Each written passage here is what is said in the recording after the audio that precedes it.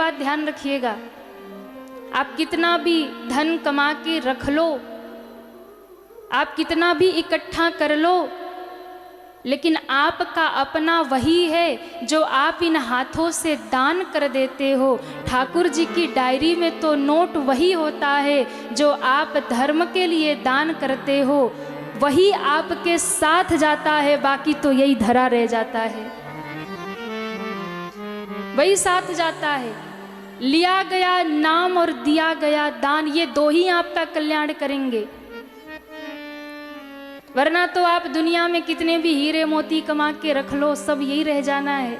हाँ, कमा के रख लो कितने भी हीरे मोती, मगर याद रखना कफन में कभी जेब नहीं होती। होती है क्या? नहीं तो कोई जाके कहे भैया दर्जी को एक अलग से लगा दो हमारे लिए, हम जाएंगे तो अपनी प्रॉपर्टी लेके जाएंगे, अपना नौलखा हार लेके जाएंगे, कुछ नहीं जाने वाला। जो यहाँ का है सब यही रह जाएगा। धन धरा के बीच ही सारा गड़ा रह जाएगा, पशु भी बंधे रह जाएंगे जब मौत का दिन आएगा। जिस दुनिया को हम अपना अपना माने बैठे वो कहाँ तक साथ निभाएगा? ध्यान रखिएगा, जब मौत आएगी तो धन धरा के बीच ही सारा गड़ा रह जाएगा, पशु भी बंधे रह जाएंगे जब मौत का दिन आएगा। और पत्नी घर के द्वार तक ही साथ देगी लोक में। पत्नी कहाँ तक साथ निभाएगी? घर के द्वार तक ही जाएगी। पत्नी घर के द्वार तक ही साथ देगी लोक में, मित्रजन मरघट के आगे मुंह नहीं दिखलाएंगे।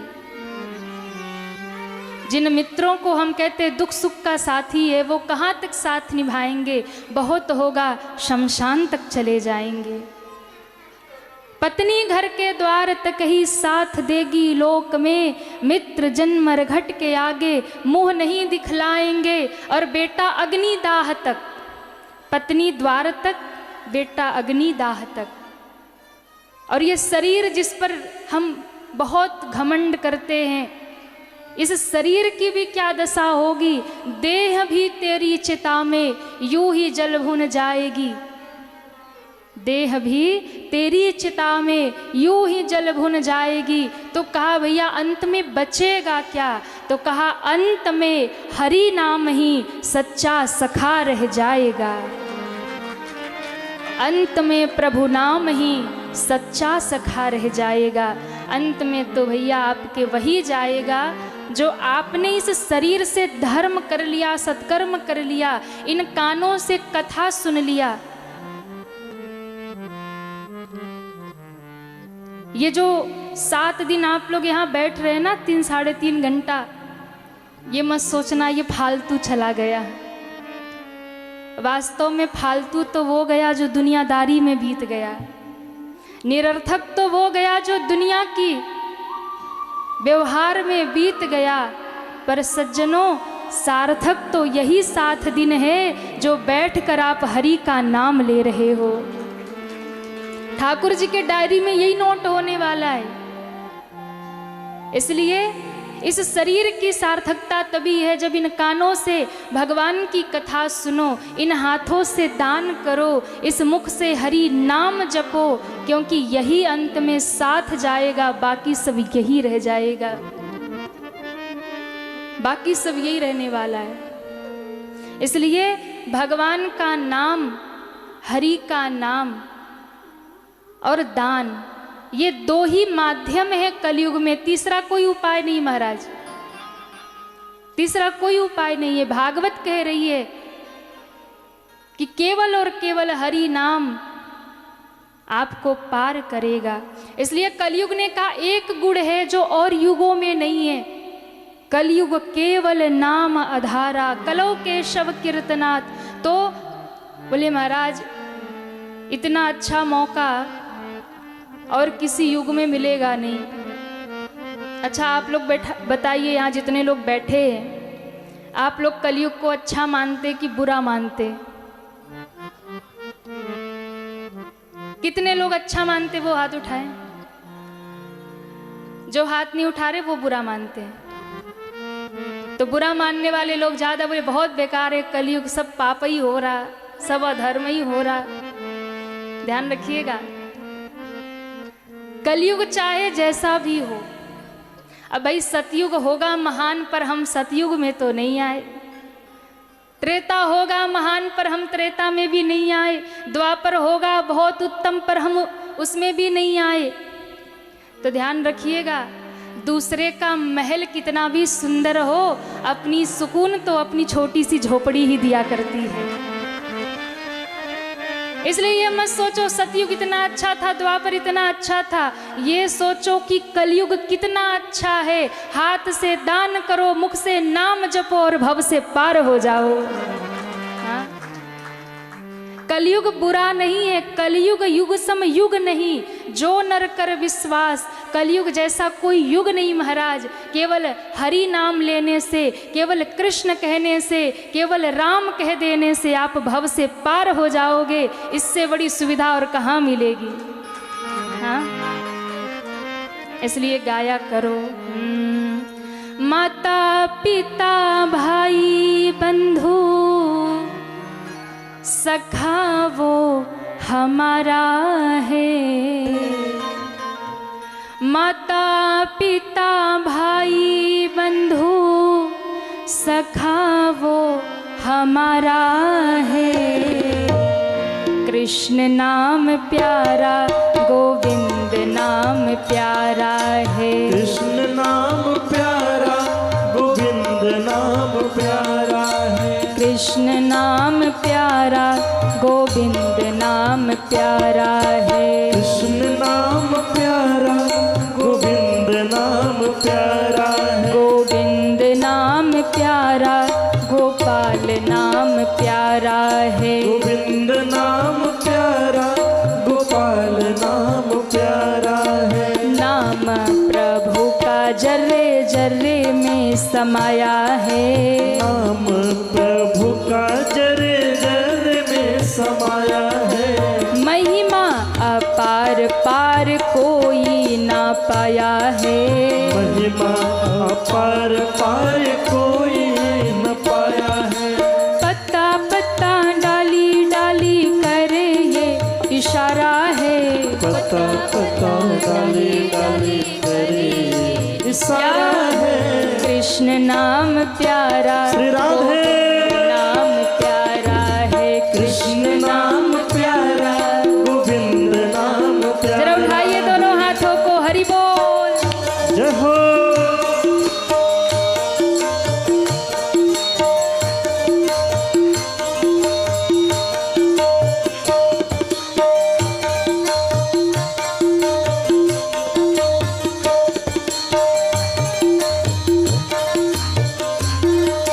जय जय।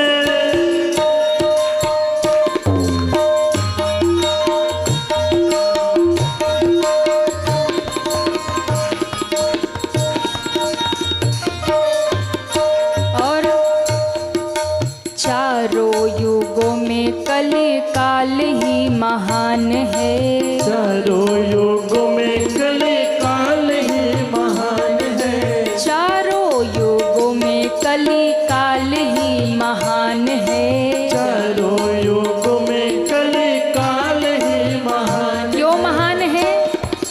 उसमें हरि नाम की महिमा प्रधान है। उसमें हरि नाम की तो महिमा प्रधान है। उसमें हरि नाम की महिमा प्रधान है। उसमें हरि नाम की महिमा प्रधान है। तोता मैना पक्षियों ने नाम ये उचारा है। तोता मैना पक्षियों ने नाम ये उचारा है। कृष्ण नाम प्यारा, गोविंद नाम प्यारा है। कृष्ण नाम प्यारा, गोविंद नाम प्यारा है। गोविंद नाम प्यारा, गोपाल नाम प्यारा है।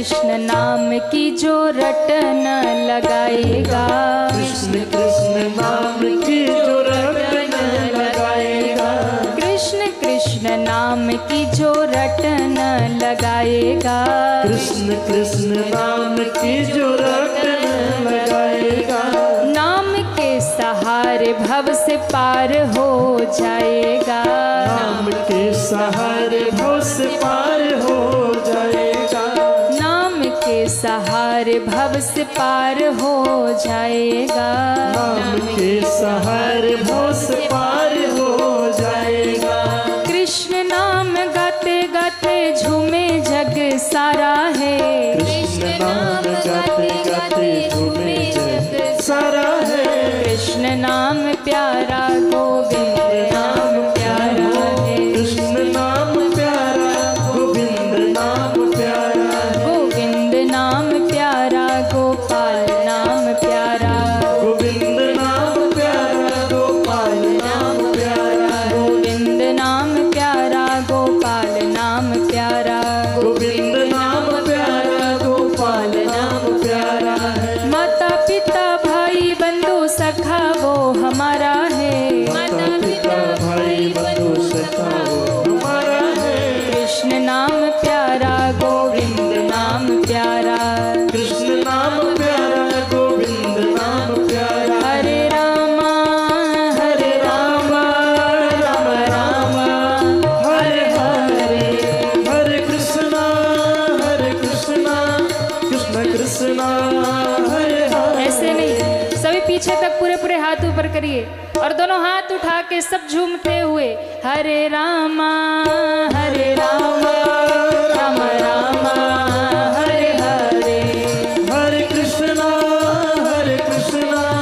कृष्ण कृष्णा हरे हरे, हरे रामा राम रामा हरे हरे, हरे कृष्णा हरि बोल, कृष्ण कृष्णा हरे हरे, कृष्ण नाम प्यारा गोविंद नाम प्यारा है, कृष्ण नाम प्यारा गोविंद नाम प्यारा है, गोविंद नाम प्यारा गोपाल नाम प्यारा, गोविंद नाम प्यारा गोपाल नाम प्यारा है, गोविंद नाम प्यारा गोपाल नाम प्यारा है, गोविंद नाम प्यारा गोपाल नाम प्यारा है।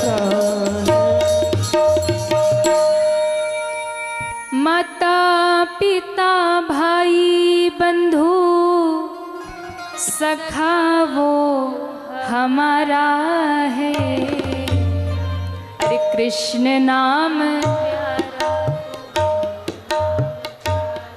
गोविंद नाम प्यारा गोपाल, कृष्ण नाम। ये जो पीछे के लोग नहीं गा रहे उनको भगवान का नाम प्यारा नहीं लगता? लगता है। उठाइए दोनों हाथ और ठाकुर जी से कहिए, माता पिता भाई बंधु सखा वो। किसको किसको लगता है ठाकुर जी हमारे हैं? दोनों हाथ उठा के। माता पिता भाई बंधु कृष्ण नाम गोविंद नाम प्यारा, कृष्ण कृष्ण नाम की जो रटन लगाएगा, कृष्ण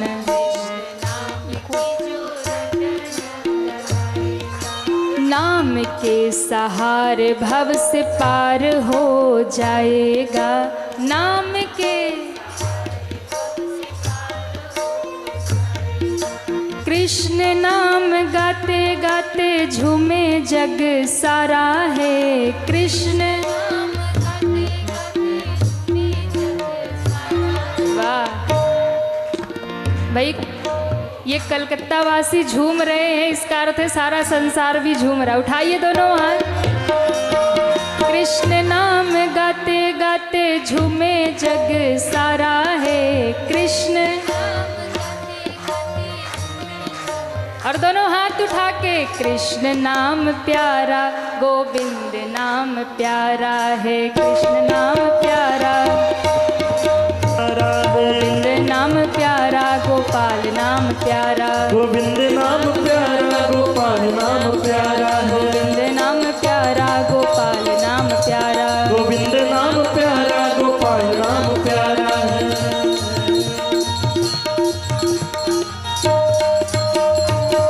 बोलिए भागवत महापुराण की जय हो। तो भगवान के नाम की महिमा जब बताया तो परीक्षित जी ने कहा कि तब तुम्हें मैं कुछ स्थान देता हूं तो तुम वही रहो। तो ठीक है महाराज। तो परीक्षित जी ने उसे 4 स्थान दिया।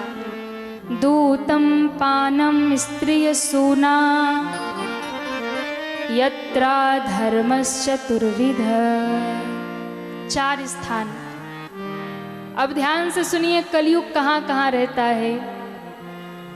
तो सबसे पहले कहा दूतम, द्यूत यानी जुआ, जहां जुआ खेला जाए वहां कलयुग का निवास है। और जो भी जुए में लगे हैं ना, कभी न कभी उनका पतन निश्चित है महाराज। इसलिए दूतम पानम, जो मदिरा पान जहां होता हो वहां कलयुग का निवास है। स्त्रीय सूना यानी गलत स्त्री का संग, जहां पराई स्त्री का संग जहां किया जाता हो वहां कलयुग का निवास है। और चौथा स्थान दिया महाराज, अधर्म से कमाए गए स्वर्ण में, धन में भी कलयुग का निवास है। जो बेईमानी करके, लूट करके, झूठ बोल करके, किसी से छल करके लेकर के आते हैं ना, तो भैया आज भले ही वो दूसरे से छल करके, दूसरे की गर्दन उतार करके, दूसरे की रोटी छीन करके अपना महल बनवा रहे, पर एक समय आएगा कि सब कुछ बर्बाद हो जाएगा। एक समय आएगा ना कि कुछ उसके पास बचेगा नहीं। इसलिए भले ही आधी रोटी खा लो, पर धर्म से कमा कर ही ले आओ। आपकी पीढ़ियां सुधर जाएगी महाराज। और यदि आपने अधर्म से कमा करके अपने बच्चों को पोषित किया है तो आगे जाकर पीढ़ियां समाप्त हो जाएंगी। आपके ही बालक आगे जाकर अधर्मी विधर्मी ऐसे होंगे और ऐसा विनाश होगा कि कोई रोक नहीं पाएगा। ये शास्त्र का प्रमाण है। ऐसा नहीं कि हम अपनी तरफ से आपको ऐसा डराने के लिए कुछ बोल रहे, नहीं। अपने से कुछ भी नहीं कहते हैं। जो शास्त्र में है वही है प्रमाण। आप चाहे रावण का उठा लो या दुर्योधन का उठा लो, या बहुत प्रमाण तो भरे ही पड़े हैं शास्त्रों में महाराज। इसलिए कभी भी अपना पेट भरने के लिए दूसरे की रोटी छीनकर मत लाइए, क्योंकि हिसाब एक एक पाई का चुकाना पड़ेगा। उसके अदालत की वकालत बड़ी न्यारी है। उसके अदालत की वकालत बड़ी न्यारी है। कर्म करते रहिए, मुकदमा वहां जारी है। सबका हिसाब वही होता है। तो अधर्म से कमाए गए स्वर्ण में, धन में कलयुग का निवास, और धर्म से कमाए गए स्वर्ण में, धन में ठाकुर जी का निवास। अब कलयुग ने कहा कि सरकार, आपने ये स्थान भी मुझे कौन कौन से, काला काला चेहरा देखा सोई काला काला कमरा दे दिया। अरे एक आग तो बढ़िया VIP कमरा दे देते, एक आग तो बढ़िया सुंदर रहने का स्थान देते। एक तो गुण है ना मेरे पास जो किसी और के पास नहीं। तब दोबारा मांगने पर कहा कि जाओ, अधर्म से कमाए गए धन में तुम्हारा निवास। और तब जो मुकुट पहन रखा था ना, वो अधर्म से ही लाया गया था, अधर्म से लाया गया था। और उसी मुकुट में जाकर कलयुग बैठ गया। परीक्षित जी की बुद्धि घूम गई। और जब परीक्षित जी की बुद्धि घूम गई, समीक ऋषि के आश्रम में गए और समीक ऋषि का अपमान कर दिया। मरा हुआ सर्प गले में डाला है। श्रृंगी ऋषि को जब पता चला, जो समीक ऋषि के पुत्र है, उन्होंने जब ये जाना कि मेरे पिता का अपमान किया है, तो तुरंत श्राप दे दिया। बोले जिस राजा ने मेरे पिता का इतना अपमान किया है, हम तपस्वियों के बल पे ये राज्य करते हैं और इन राजा की इतनी हिम्मत, मेरे पिता का अपमान किया। तुरंत श्राप दे दिया महाराज। क्या श्राप दिया? इति लंघित मर्यादकम तक्षको सप्तमे हनि। मैं उन राजा को श्राप देता हूं जिसने मेरे पिता का अपमान किया। आज के 7वें दिन तक्षक के डसने से उस राजा की मौत हो जाएगी। श्राप लग गया। परीक्षित जी को भी कुछ खबर नहीं है। घर आए लौट करके, जरासंध का मुकुट पांडव छीन कर लाए थे ना, उसे भगवान ने छल से मरवाया था, लेकर के आए थे, वही मुकुट पहना था। और जो मुकुट उतारा महाराज, मुकुट को उतारते ही कलयुग भी उतर गया। और जब कलयुग उतर गया तब ध्यान आया कि मैंने आज कोई अपराध कर दिया। तो क्या अपराध किया? बोले मैंने एक महात्मा का अपमान कर दिया। और उसी समय परीक्षित जी के आंखों में आंसू आ गए। सोचने लगे, मेरे बाबा, मेरे परबाबा सब संतों का सम्मान करने वाले थे, सब विप्रों का आदर करने वाले थे, और एक मैं कुल का कलंकी बन गया। आज एक महात्मा का अपमान कर दिया। मुझे तो जीवित रहने का भी कोई अधिकार नहीं है। अब तो हे ईश्वर, ऐसा दंड मुझे दे दो कि मेरे आने वाली पीढ़ी में भी कोई महात्माओं का अपमान ना करे। उसी समय समीक ऋषि ने द्वार पर आकर के कहा, मुझे अभी के अभी राजा से मिलना है। शमीक ऋषि द्वार पर आए तो परीक्षित जी ने स्वागत किया है। आसन पे बिठा के चरण धोने लगे और महात्मा रोए जा रहे। ऊपर देखा और कहा, भगवन अपराध मैंने किया, रो आप रहे हो। क्यों आप रो रहे? आपको तो हमें दंड देना चाहिए, श्राप देना चाहिए। समीक ऋषि ने कहा, राजन मैं इसीलिए रोता हूं कि जो अपराध तुमने किया ही नहीं उसका दंड तुम्हें मिल गया। मैंने नहीं किया। बोले नहीं, वो करवाने वाला तो कलयुग था, पर उसका दंड आपको मिल गया। क्या दंड मिला? तो कहा, आज के 7वें दिन तक्षक के काटने से तुम्हारी मृत्यु निश्चित है। ये ऋषि कुमार का श्राप है, निरर्थक नहीं जाएगा। इसलिए राजन तुम्हारे पास तो 7 दिन ही बचे हैं, अपनी मुक्ति का उपाय कर लो। उसी समय तुरंत राज्य पाठ का त्याग कर दिया। छोटे से पुत्र जन्मेजय को बिठा दिया गद्दी पर और तुरंत ही महाराज गंगा के किनारे धूनी रमाए राजा आकर के विराजमान हो गए। एक क्षण में सब कुछ छोड़ दिया। और ये श्राप की बात जब ये खबर फैली तो महाराज बड़े बड़े संत महात्मा ऋषि मुनि सब एकत्रित हो गए। और सबके मन में एक ही कष्ट है कि आज राजा को उस अपराध का दंड मिला है जो उसने किया नहीं, उससे करवाया गया। और ऐसा धर्मात्मा राजा यदि धरती से गया तो अधर्म, पाप, कलयुग प्रारंभ हो जाएगा। सब बैठे हैं, दुखी हैं, एक साथ विराजमान हैं। उसी समय राजा परीक्षित ने सबको प्रणाम किया। कहा, हे महात्माओं, आप क्यों दुखी हैं? सबने कहा, हम इसलिए दुखी हैं, ऐसा धर्मात्मा राजा और ऐसी मृत्यु, सर्प के काटने से मौत होगी, ऐसी मृत्यु अधोगति हो जाएगी। जिसको सर्प काट ले उसकी अधोगति हो जाती है। ऐसे धर्मात्मा राजा की ऐसी मौत होगी और 7 दिन ही आपके पास बचे हैं।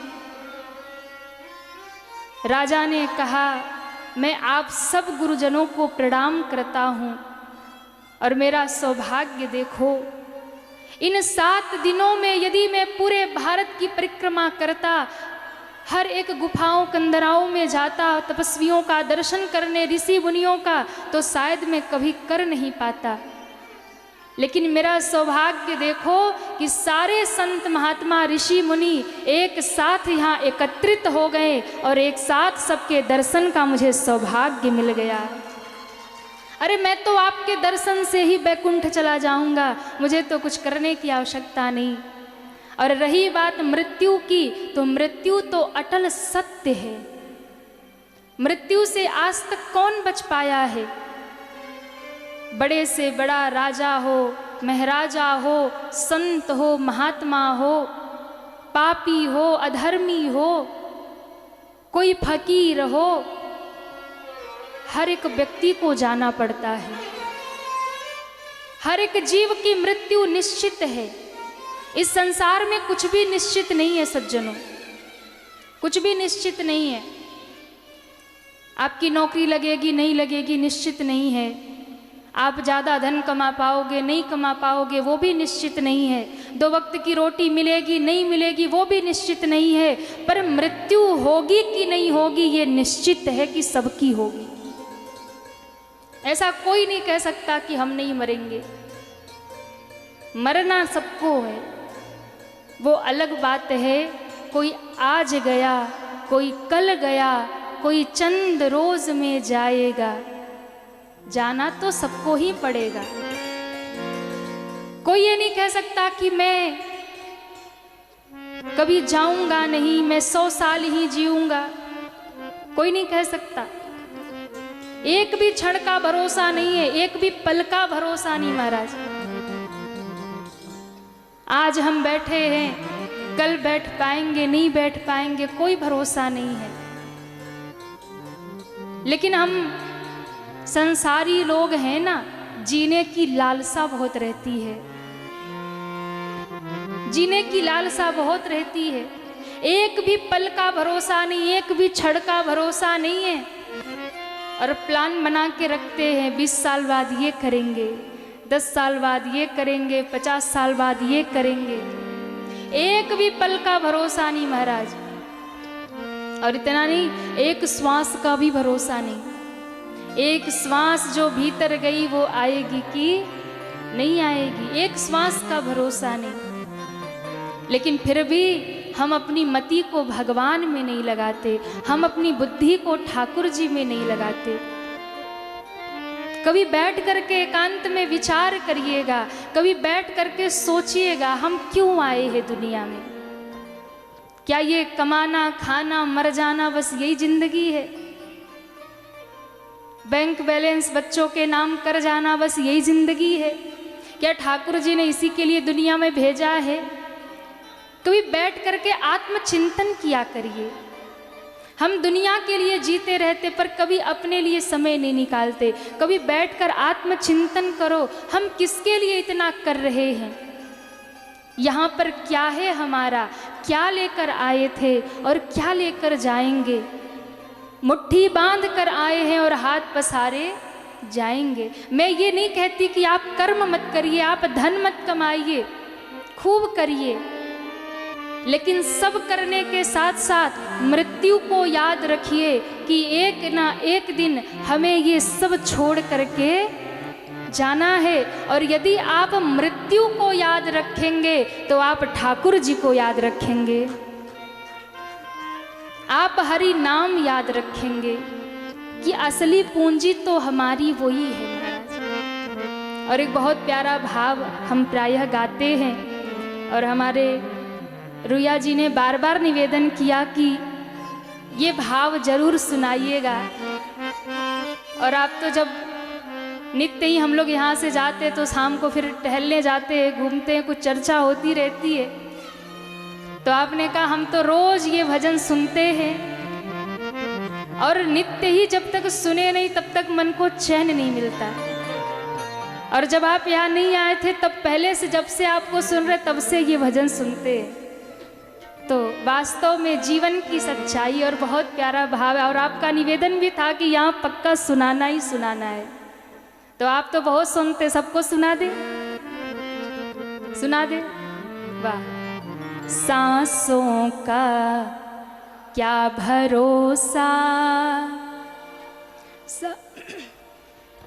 सांसों का क्या भरोसा, रुक जाए चलते चलते, रुक जाए चलते चलते, सांसों का क्या भरोसा, सांसों का क्या भरोसा, रुक जाए चलते रुक जाए चलते चलते, जीवन की है जो ज्योति, जीवन की है जो ज्योति, बुझ जाए जलते जलते, बुझ जाए जलते जलते, सांसों का क्या भरोसा, सांसों का क्या भरोसा। सभी तालियां बजाते हुए हरि बोल।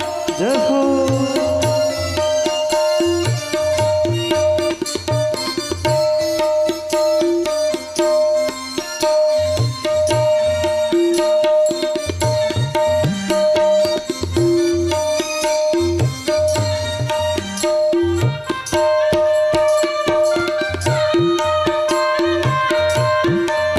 श्री राधे।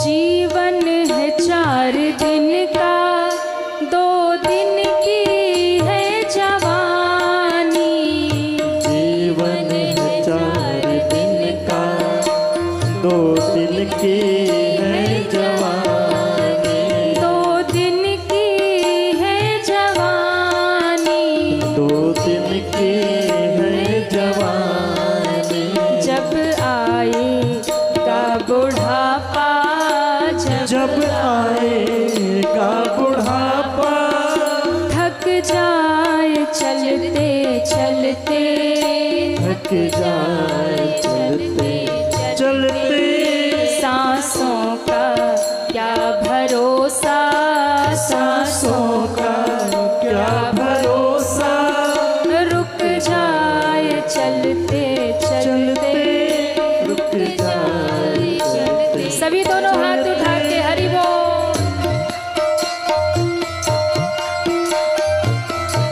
श्री राधे।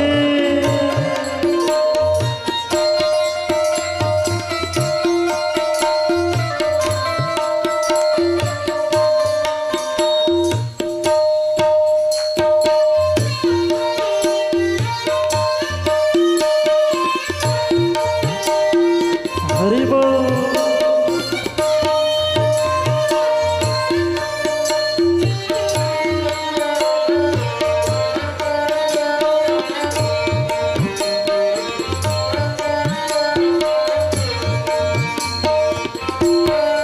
और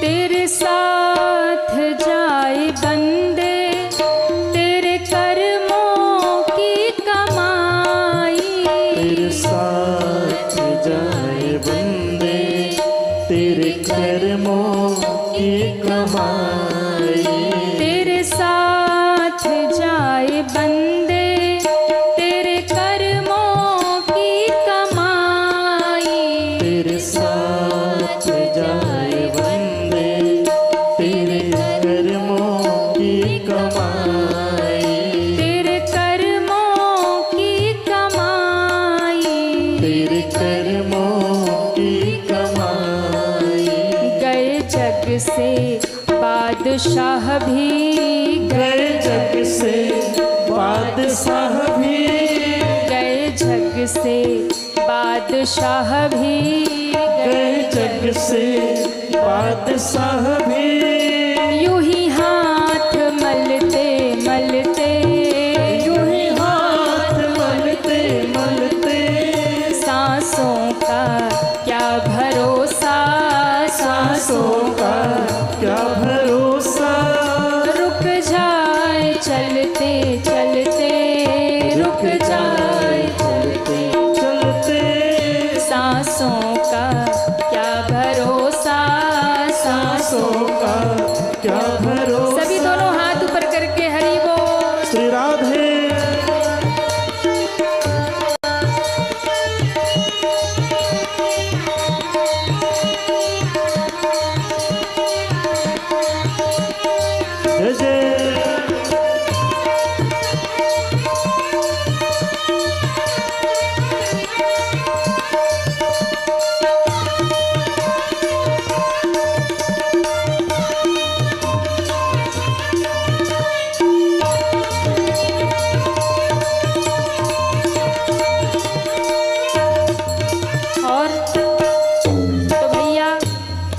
जब जागो तभी सवेरा, जब जग जाइए तभी ठाकुर जी को पकड़ लीजिए।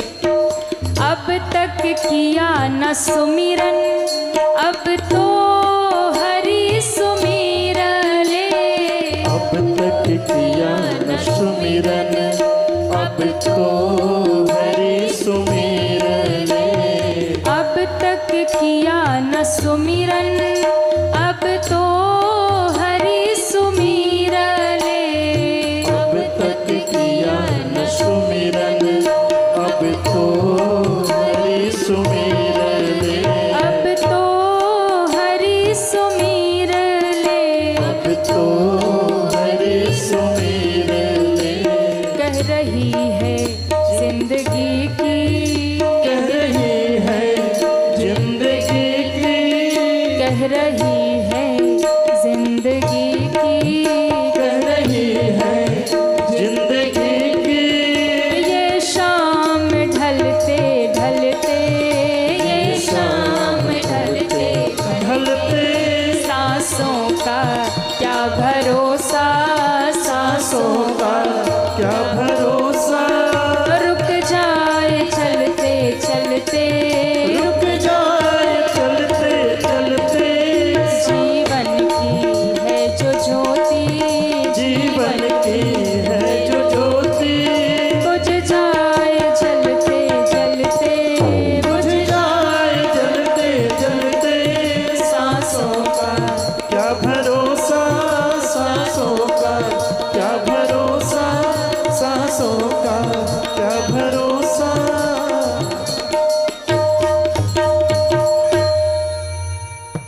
अब तक किया न सुमिरन, अब तो हरि सुमिर ले। अब तक, अब तो हरि सुमिर ले। अब तो कह रही है जिंदगी की, कह रही है जिंदगी की। ये शाम ढलते ढलते, ये शाम ढलते ढलते सांसों का क्या भरोसा, सांसों का क्या भरोसा। रुक जाए और रुक जाए सांसों का क्या भरोसा। इसलिए भैया कोई भरोसा नहीं है तो क्या करें, तो बस एक काम करिए कि श्वास श्वास में कृष्ण जपिए, श्वास श्वास में हरि नाम लीजिए। और यही जीवन की सार्थकता है, इन श्वासों की सार्थकता है। वरना तो ये श्वासें निरर्थक ही जा रही है। सार्थक तो वही श्वासें हैं जो बैठ करके आपने भगवान की कथा में उनका नाम गा लिया। सार्थक तो यही है, बाकी सब निरर्थक है। इसलिए इन श्वासों का कोई भरोसा नहीं है, इस जीवन का कोई भरोसा नहीं। इसलिए जितना हो सके हरि नाम जप करना चाहिए, भगवत नाम जप करना चाहिए। श्री परीक्षित जी महाराज विराजमान है, सभी संतों से पूछा मेरी मुक्ति का उपाय बताइए। सारे संत कहने लगे कि भैया 7 दिन में मुक्ति आपको कैसे प्राप्त होगी। हम तो हजारों हजारों वर्षों से तपस्या कर रहे, अभी तक ठाकुर जी नहीं मिले, 7 दिन में कैसे मिलेंगे। और कहते हैं उसी समय वहां भगवान प्रकट हुए। किस रूप में? श्री सुखदेव जी के रूप में। तत्रा भवत भगवान व्यास पुत्रो, सुखदेव जी महाराज प्रकट हुए और आकर के आसन पर विराजमान हो गए। बोलिए सुखदेव भगवान की जय हो। सभी संतों ने कहा कि अरे परीक्षित, ये कोई महात्मा नहीं, साक्षात मुक्ति है, पकड़ लो इनके चरण। और अगर ये चाह गए तो तुम्हें 7 दिन में ठाकुर जी की प्राप्ति करा देंगे, भगवत प्राप्ति करा देंगे।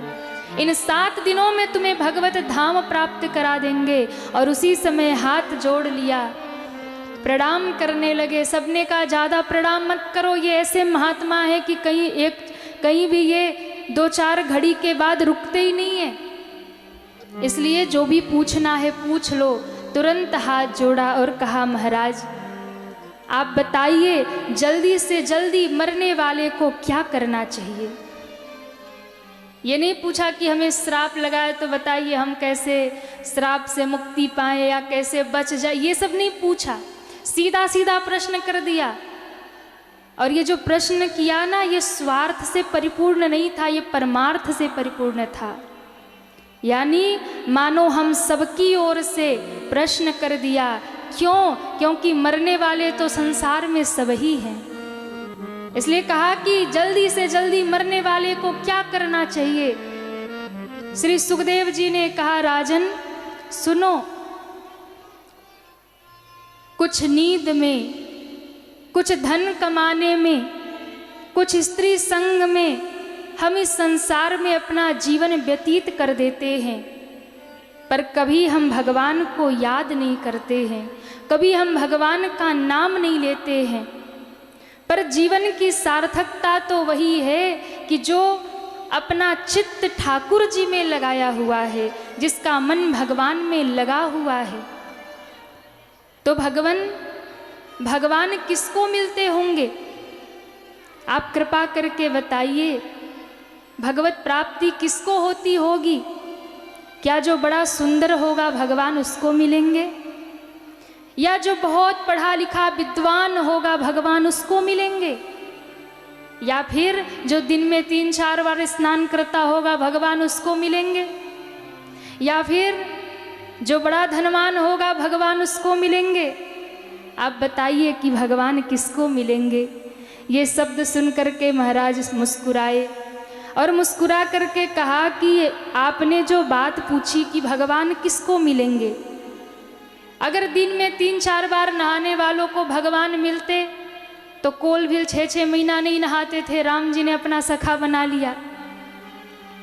आपने कहा जो बड़ा विद्वान होगा, पढ़ा लिखा होगा भगवान उसको मिलते होंगे, तो शबरी ने कहाँ जाकर PhD किया था, उसे भगवान मिल गए। जो बड़ा सुंदर होगा यदि उसे भगवान मिलते होंगे तो कुब्जा कौन सी सुंदर थी, ठाकुर जी उसको मिल गए। और जो ऊंची जाति वाला होगा भगवान उसे मिलेंगे, तो कहा अगर ऊंची जाति वाले को भगवान मिलते तो शबरी, केवट और न जाने कितने भक्त हैं वो कोल भील, और यहाँ तक कि विदुर जी के घर जो दासी के पुत्र थे उनके घर जाकर भगवान ने साग रोटी खाई, महाराज केले का छिलके का भोग लगाया। इसलिए भगवान ना तो ऊंची जाति वाले को मिलते हैं, ना तो बड़े सुंदर व्यक्ति को मिलते हैं, ना 3-4 बार स्नान करने वाले को मिलते हैं, ना तो बहुत पढ़े लिखे विद्वान को मिलते हैं। भगवान तो उसी को मिलते हैं जो सच्चे हृदय से ठाकुर को समर्पित हो जाता है। विदुर जी का नाम सुनकर आंखों में आंसू आ गए। परीक्षित जी ने कहा, आप मुझे विदुर जी की कथा सुनाइए, कैसे कृपा हो गई उनके ऊपर। तो कहा बात उस समय की है जब विदुर जी महाराज को राज्य से दुर्योधन ने निकाल दिया, क्योंकि ये धृतराष्ट्र को समझा रहे थे कि देखो दुर्योधन ठीक नहीं कर रहा पांडवों के साथ। और ये बात दुर्योधन ने जब सुना तो बोले महाराज मंत्री पद से हटा दिया, राज्य से निकाल दिया। 12 वर्ष हो गए विदुर जी और विदुरानी दोनों पति पत्नी 12 वर्ष से अन्न का सेवन नहीं किया, फलाहार किया, भगवान का सुमिरन किया, याद किया, भगवान को तप किया। और आज पांडवों की ओर से मेरे भगवान शांति दूत बनकर हस्तिनापुर में आए हैं। और जब शांति दूत बनकर आए, प्रस्ताव रखा कि पांडवों को 5 गांव दे दो, नहीं देने को तैयार हुआ। और भगवान को जब बांधने लगा, भगवान ने विराट स्वरूप दिखाया। अंत में शकुनी ने कहा कि देखो ये पांडवों का तो मैं कुछ भी कर सकता हूं, पर कन्हैया की कोई काट नहीं, ये बहुत टेढ़ा है। अगर इसको तुमने मिला लिया तो तुम्हारी विजय निश्चित है, इनसे बैर मत करो। तो मामा श्री क्या करूं? बोले बैर छोड़ो, जाके मना लो। तो मनाऊं कैसे? बोले ये खाने पीने के शौकीन है, 56 भोग बनवाओ और भोजन पे निमंत्रण दे दो। 56 भोग बनवाया और कहता है कि कन्हैया ये लेन देन की बात होती रहेगी, तुम आके भोजन कर लो।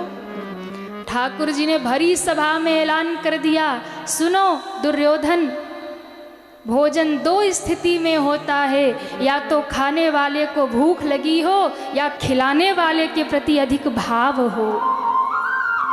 या दोनों ही नहीं है, तेरे भोजन की मुझे भूख नहीं और तेरे भीतर भाव नहीं, इसलिए आज तो मैं भोजन विदुर काका के घर ही करूंगा। विदुर जी तो कई सभा में पीछे सुन रहे थे, अरे राम राम, इन्होंने भरी सभा में कह दिया विदुर के घर निमंत्रण है, हमने कब निमंत्रण दिया? पर अब कहा है तो व्यवस्था तो करनी पड़ेगी, आएगा जरूर। दौड़े दौड़े विदुर जी आए, अपनी पत्नी को कहा, अरे भाग्यवान, आज तुम्हारी तपस्या पूर्ण हो जाएगी। क्यों? भरी सभा में कृष्ण ने कहा आज विदुर के घर भोजन होगा। विदुरानी रोने लगी, हम गरीबों के भाग्य भी बड़े गरीब होते हैं। जब मंत्री का पद था, राजपाट था, तब तो ये आए नहीं।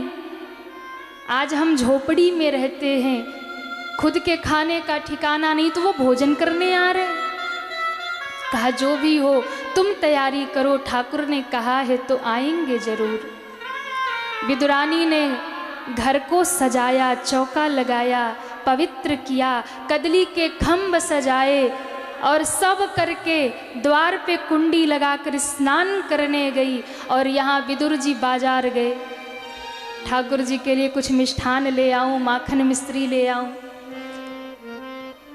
विदुरानी स्नान कर रही थी, इतने में ठाकुर जी द्वार पे आ गए। अरे काकी द्वार खोलो। ऐसा लगा जैसे कानों में किसी ने मिश्री घोल दिया हो। कौन है द्वार पे? कहा मैं कृष्ण हूं। काकी द्वार खोलो। गीले वस्त्रों में सुध बुध खो करके भागी। विदुरानी ने द्वार खोला, देखा तो श्याम सुंदर सामने खड़े हैं महाराज। मंद मंद मुस्कुरा रहे, मोर पंख बधी हुई है, कमर में काली कामर कसी हुई है, पीतांबर लहरा रहा है, ठाकुर जी मुस्कुरा रहे। विदुरानी ने इस दृश्य को देखा, सुध बुध खो गई महाराज। ठाकुर जी मुस्कुराए, अरे काकी, अरे वस्त्र तो बदल लेती। अपनी काली कमरिया निकाली और उड़ा दी। बैठने को नहीं कहोगी? तब ध्यान आया, ठाकुर को भीतर ले आई, बिठा दिया। अब भगवान तो भक्त की बड़ी परीक्षा लेते हैं। समझ गए घर में कुछ है नहीं, सोई कहा काकी जी भोजन नहीं कराओगी? बड़ी जोर की भूख लगी है। अब ये शब्द सुना कि कन्हैया को भूख लगी है। दौड़ी दौड़ी गई, कुछ और तो मिला नहीं, बगीचे से कुछ केले के फल तोड़ लाई, भगवान के सामने रख दिया। कहा हे कृष्ण, तुम्हारे काका आते होंगे, तब तक यही खा लो। भगवान ने कहा अच्छी बात है। विदुरानी बैठ गई, मैं खिला देती हूँ। भगवान ने कहा ठीक है। ऐसी भाव में डूबी, ऐसी प्रेम में डूबी विदुरानी, महाराज केले का छिलका ठाकुर जी को पकड़ाया और केला फेंक दिया।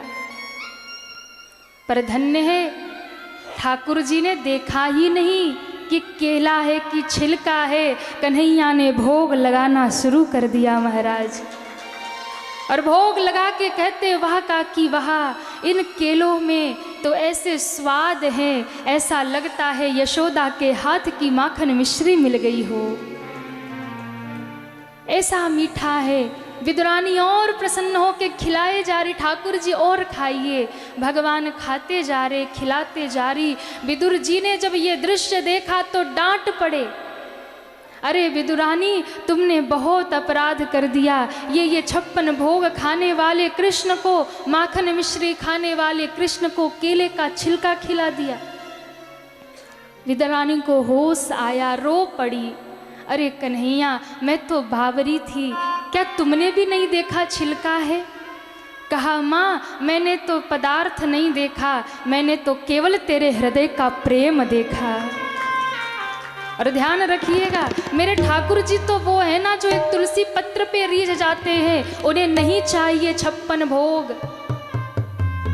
आप यदि प्रेम से उनके सामने एक तुलसी पत्र भी रख दो ना तो मेरे ठाकुर उतने से ही तृप्त हो जाया करते हैं। विदुर जी के घर रात बिताई मेरे भगवान ने, वो केले का छिलका खाए, वो विदुर जी के घर साग रोटी खाए महाराज। और आपको पता है अंतिम समय जब भगवान धरती से प्रस्थान कर रहे थे ना तो भगवान के आंखों में आंसू थे। उद्धव जी ने पूछा था कि प्रभु आपके आंखों में अश्रु क्यों है, तो कहा मैं मेरे भक्त को याद कर रहा हूँ। हे विदुर मैंने सबका कर्ज उतारा पर एक ऐसा भक्त है जिसका कर्ज मेरे ऊपर अभी भी चढ़ा है। तो प्रभु आपके ऊपर किसका कर्ज है? कहा मैं कभी किसी का ऋण रखता नहीं हूँ, मेरे निमित्त अगर कोई व्यक्ति एक तिनका भी निकालता है तो मैं उसे अनंत गुना करके उसे वापस करता हूँ। देखिए आप जब भगवान के लिए ठाकुर जी के लिए कुछ भी धर्म के लिए समर्पित करते हैं ना तो आपको ऐसा लगता है कि चला गया, नहीं, दिया गया आपके द्वारा कोई भी दान कभी निरर्थक नहीं जाता। ठाकुर जी की डायरी में नोट होता है और भगवान एक एक पाई पाई का मोल चुकाते हैं महाराज। श्री ठाकुर जी ने कहा कि जिसने भी आज तक मुझे जो भी समर्पित किया मैंने उसे वही वापस किया, लेकिन एक विदुर ऐसा था जिसके घर मैंने केले का छिलका खाया उद्धव, मैंने उसके घर की साग रोटी खाई पर मैं बदले में उसे कुछ दे नहीं पाया, उसका ऋण मेरे ऊपर है। विदुर मिले ना तो कहना कि मैं उसे याद करता था। और बद्री विशाल में जब मैत्रेयी ऋषि से मिलन हुआ, विदुर जी का उद्धव जी से भेंट हुई, मैत्रेयी ऋषि ने उद्धव जी ने मैत्रेयी ऋषि को बताया कि उद्धव जी कहते हैं हे ऋषिवर जब मिले विदुर जी तो कहिएगा कि ठाकुर उन्हें याद करते थे। विदुर जी ने जब ये बात सुनी तो रो पड़े, कितने दयालु है मेरे ठाकुर, प्रकट होते हैं शेष सैया पर विराजमान हो। भगवान का नाम पड़ता है नारायण, क्योंकि नार का भगवान का नाम पड़ता है नारायण, क्योंकि नार का अर्थ होता है जल और अयन का अर्थ होता है निवास यानी घर। तो जिनका घर निवास जल में हो ऐसे भगवान को नारायण कहा गया। बोलिए नारायण भगवान की जय हो। अब भगवान विष्णु के नाभि से कमल की उत्पत्ति, कमल भगवान की नाभि से प्रकट हुआ। और तीसरी पीढ़ी में आते हैं ब्रह्मा जी। कमल से ब्रह्मा की उत्पत्ति, ब्रह्मा जी जब प्रकट हुए तो चारों ओर जल ही जल, जल ही जल, कुछ दिखे ही नहीं महाराज। चारों ओर देखा सोई ब्रह्मा जी के 4 मुख हो गए। 10,000 वर्षों तक ब्रह्मा जी यही सोचते रहे कि किसने मुझे प्रकट किया। कमल की डंडी पकड़ के नीचे उतरे, सोई भगवान के उदर में पेट में चले गए।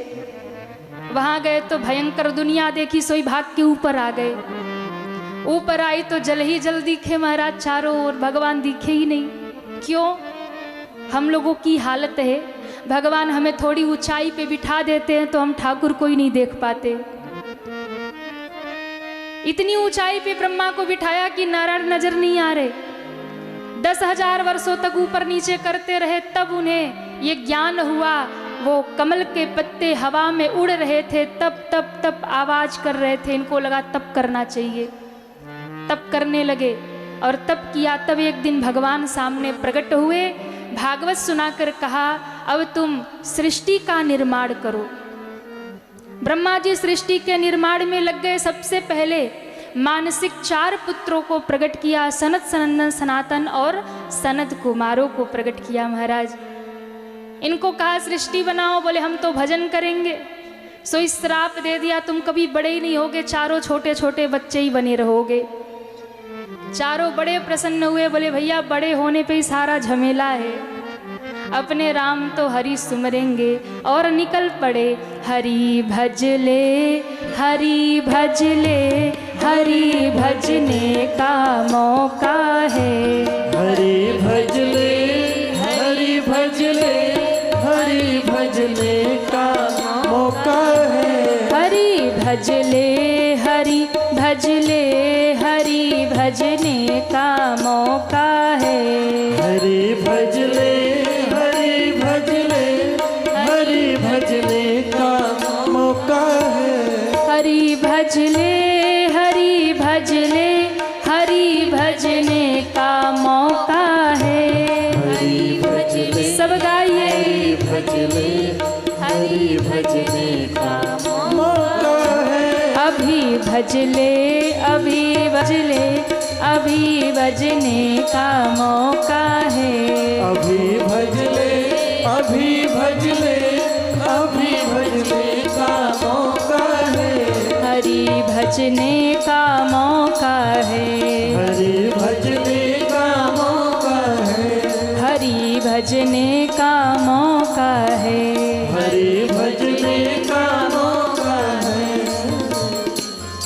बोल भागवत महापुराण की जय हो।